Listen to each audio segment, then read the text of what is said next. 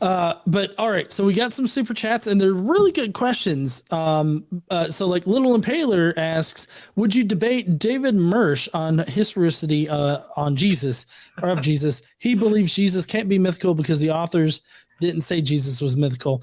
Specifically, though, this his idea is that Jesus swooned on the cross and then came back as Jesus Ben Anias. Yeah, that's wackadoo. No, I there are occasions when I'll debate complete wackadoo cranks, but generally I'm not interested in doing that. Because they're cranks, right? You're not going to get like sane, rational argumentation. It's just all frustration. My view with that is like, hey, get that published under peer review. Then I'll debate your peer-reviewed study. He I don't think it's going to pass peer review, but sure but because he starts with, I feel like what he does is he starts with, do you know any story about an Azeroth? Like, does that name ring a bell at all? Just Azeroth? Yeah. Like, well, so it's like from what text are we talking about? I have no idea. He threw out this name Azeroth, but he says that, well, Azeroth is actually Mary, and this Azeroth figure sweats blood, and this human condition is.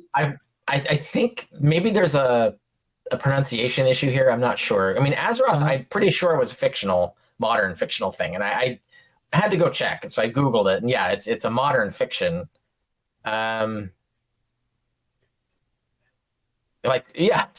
Azeroth, a fictional realm in the DC Comics universe. Also Astaroth, a male demon named after the Canaanite goddess Ashtoreth. So maybe that's what he's talking about? Yeah, that's the one that he's talking about. Also, I think that might be, I'd have to check, but it might be Kabbalistic.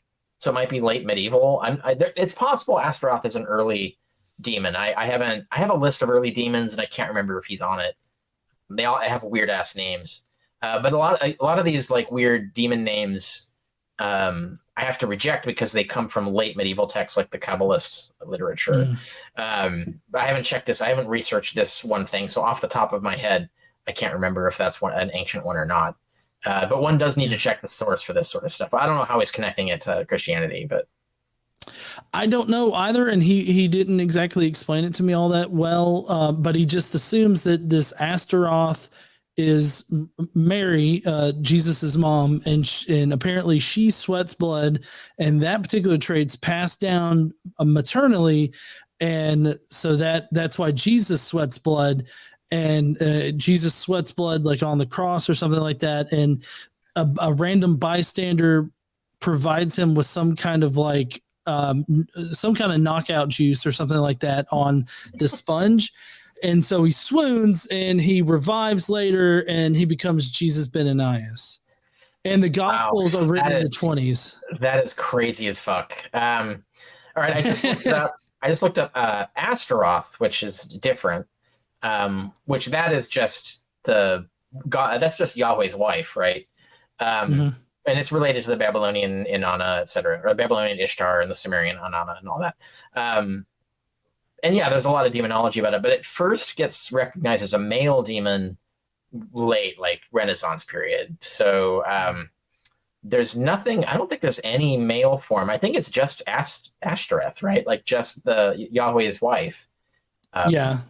I think he was saying that particular mythology or whatnot was actually a story about Mary and Joseph instead of Yahweh and his wife. I can't critique an argument without seeing the actual thing, but I don't want to. This sounds like this is my thing to all these. I get these crank theories like this all the time. People say, "What do you think about this theory?" In email, like my goes straight to trash because I don't have time to read these really complicated, long, weird theories. My response, if I respond at all, and I don't usually anymore, I just get too much email to even have time to. But if I respond at all, my response is get it published under peer review. That will force you to do the work to earn my concern, my attention. If you're not even willing to do that much work, then you really don't care that much about your theory. And so neither do I. Right? Like, if you really do care about your theory, do the work to get it passed through peer review, like meet the standards of the field. And then, yeah, then I'll take an interest. I might still like completely trash the argument if it's trashable, but at least take it seriously. Like, I'll take a look at it. But no, otherwise there's 10,000 crank theories like this. I won't live long enough to look at them all. I'm just not that interested.